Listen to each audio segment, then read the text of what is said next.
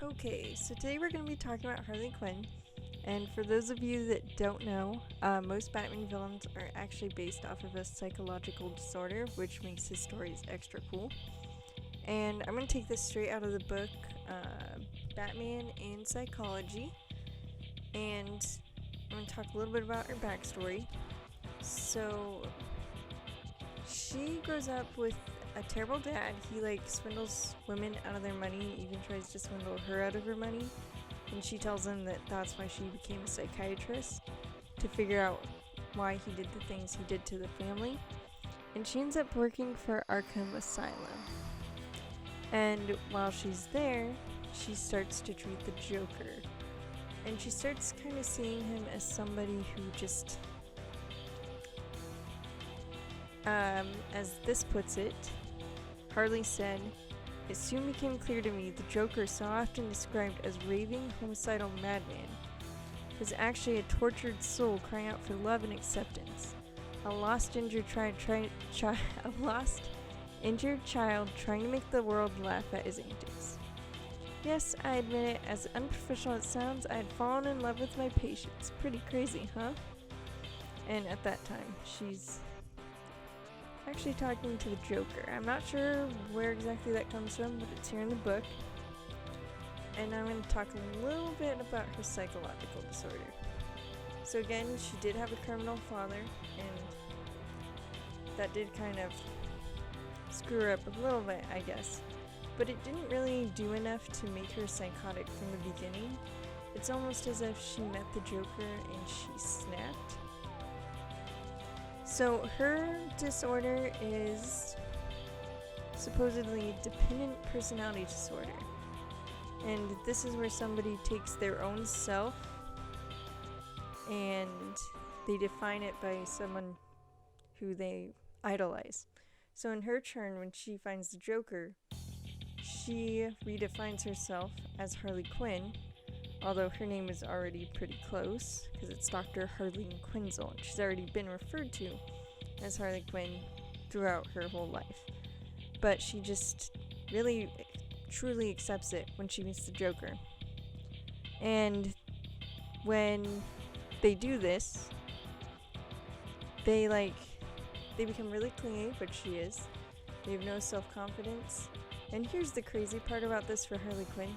She's a psychiatrist. She did all this schooling and work to figure out people's minds because she didn't understand what her father put her through.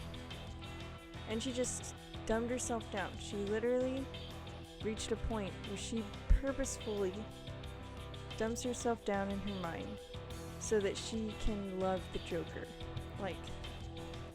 I guess basically selflessly, but it's not really.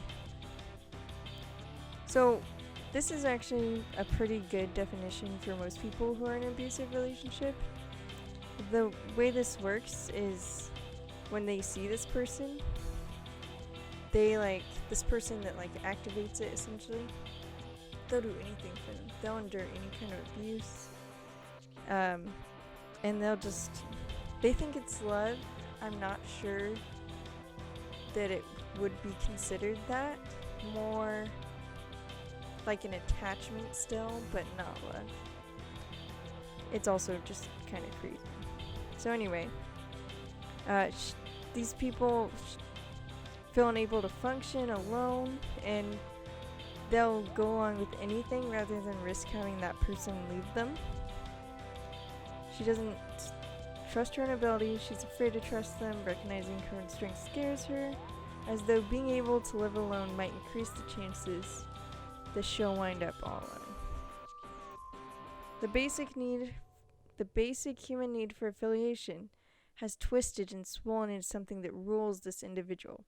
So when I say she in the past couple sentences, it wasn't talking about Harley, but they're using the example as a woman, and this is her disorder, so it would still make sense anyway. So when a dependent person attaches to a narcissist, it might work for a time because they're both in love with the same person. But the dependent's clinginess wearies the narcissist, who wants much from the others but gives little in return. So Harley Quinn recreates herself in Joker's image, having only tolerated the Harley Quinn planner name. After hearing it her whole life, she accepts it from the Joker, dons the costume, and just leaves everything behind to be psychotic and to crime with him. And when the Joker ever does anything to her, she just blames herself. She says, "My fault, I didn't get the joke." That's after Joker hurls her out of a window. So I think a lot of people really romanticize the Joker and Harley Quinn. Like they think it's some cute love story, and it's really not. Not to say I don't want them to be together, I do love their storylines in the comics, but it is really a crazy relationship, and it's not really something to model. Because after Suicide Squad came out, I see a lot of people wearing like Joker and Daddy's Little Monster, and it's just like, you don't know what you're promoting. Or maybe you do. Who knows? I do want to say I do hate it when I see little kids in those shirts, because I'm like, that's not the Harley Quinn I want you guys to follow. Or I guess that costume isn't the one I want them to wear. I think that Harley Quinn is actually a pretty good portrayal. I think Margot Robbie actually did a phenomenal job. I haven't seen Birds of Prey yet, but it is on HBO Max, so I should probably go watch it. Anyway, whenever she's out without the Joker, she's easily manipulated, even though she's intelligent and has a lot of strengths. She's basically a social chameleon. When she hangs out with Poison Ivy, she changes her personality to Sue Ivy. And then when she sees the Joker, she snaps back into being really crazy. And Ivy is actually responsible for some of her acrobatic abilities she was exposed to in her, so that's actually kind of cool. Just want to mention that. And I know I'm going to butcher this, but a person suffering shared psychotic disorder, aka shared psychosis, and originally known as folly of two, buys into someone else's psychosis and takes on in part or even whole the other person's delusional thinking. So this is what I was talking about earlier. There's not really anything that makes her insane. It's almost like she wasn't psychotic and then she just suddenly became psychotic. So this I'm just gonna go with the book. This diagnosis seems plausible if she's really psychotic. She does not hallucinate or show any other strong symptoms that might suggest she has become schizophrenic. Note, though, that a distorted point of view and willful blindness to some things that should be obvious to anyone do not in and of themselves mean she's psychotic. It's a matter of severity. The fact that she eventually earns a death sentence after killing someone over the Joker indicates that the law finally deems herself sane enough to die, even if she gets to work off that sentence as a member of the government's Suicide Squad. Which is actually, that last sentence, really good to know, if you did see Suicide Squad. They didn't super explain that in the movie. There was not a lot of backstory on the Suicide Squad. They kind of went into, the separate characters. So, anyway,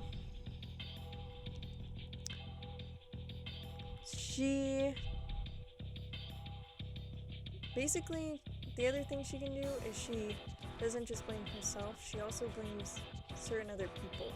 But anything to not blame the Joker, because that's who she conforms herself to. So, say Batman, she actually blames him at some points for the Joker's behavior, even though the Joker's obviously responsible for his own psychotic acts. But whatever. And that's just kind of how that works for her. And that's actually how these relationships work out in real life. When it comes to, you don't understand why that person will leave their abusive boyfriend. But she's still a really cool character. She's just actually, I was gonna say she's actually crazy, but we just found out she wasn't. Anyway, happy Halloween.